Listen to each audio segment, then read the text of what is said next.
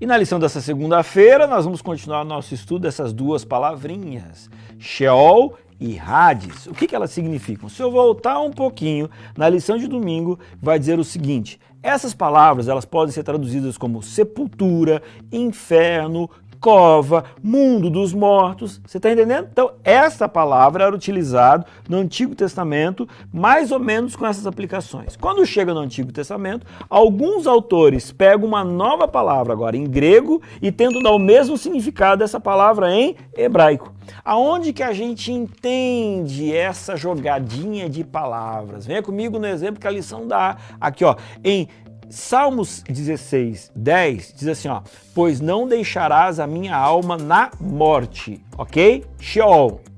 Nem permitirá que o teu santo seja corrupto. Veja, seja corrupção, isso mesmo, estava lendo errado aqui. Aí, quando agora a gente chega no livro de Atos, no capítulo 2, versículo 27, existe um paralelo com esse Salmo 16, 10, e aí ele escreve da seguinte forma: porque não deixarás a minha alma na morte, Hades, nem permitirá que o teu santo seja corrupção. Veja, o que acontece? Quando a pessoa vira para você e fala assim, olha, inferno, o que vem na tua cabeça? Inferno é que é um lugar, ok, onde as pessoas elas estão lá e de alguma forma elas estão tendo consciência. Então o que a gente está discutindo essa semana é se existe esse lugar, ok? Seja com fogo, seja de penitência, do que for, ok? Um lugar ruim e que pessoas estão lá tendo consciência. Ou seja, a pessoa vivia, estava aqui, ela morreu. Ela agora vai para um lugar onde ela tem consciência, mas ela está sofrendo. Isso é uma ideia bíblica? Será que isso acontece? Será que eu posso dar essa interpretação? Veja, quando eu olho para a Bíblia e entendo as palavras, eu poderia até colocar inferno como sendo inclusive igual à morte. Agora, que morte? Aquela morte que a gente tem dito. Uma pessoa, ela tem dois estágios. Ela tem vida e quando ela morre, ela dorme.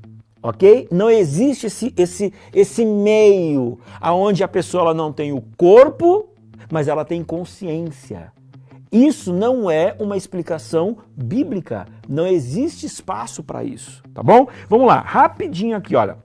Então, a nossa lição diz assim, ó, ambos os termos se referem simplesmente à morte e não a um lugar de tormento. Você está entendendo? Por isso que eu digo que, de certa forma, o inferno aqui é como se fosse o sinônimo da morte, tá? E no finalzinho da lição diz assim, ó, Hades é um lugar de morte e não de tormenta. Ou seja, é um lugar onde, morreu, acabou. E como é que a gente pode mostrar isso de forma bem clara? Em Salmos 16, no versículo 21, diz assim, ó, desde esse tempo, começou Jesus Cristo a mostrar a seus discípulos que lhe era necessário seguir para Jerusalém e sofrer muitas coisas dos anciãos, dos principais sacerdotes e dos escribas, ser morto e ressuscitado no terceiro dia. São duas condições. Eu diria até três, né? Morte, vida, morreu, ressuscitou. Onde que está esse estágio aonde ele foi para algum lugar?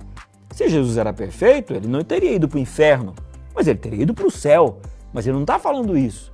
Ele ressuscitou no terceiro dia e aí ele foi para o céu. Então, eu queria que você compreendesse que a ideia de estar em algum lugar, seja ele o céu, ou seja ele o inferno, pós-morte, tendo isso uma consciência, a gente não encontra uma base bíblica para isso. Beleza? Amanhã a gente se vê.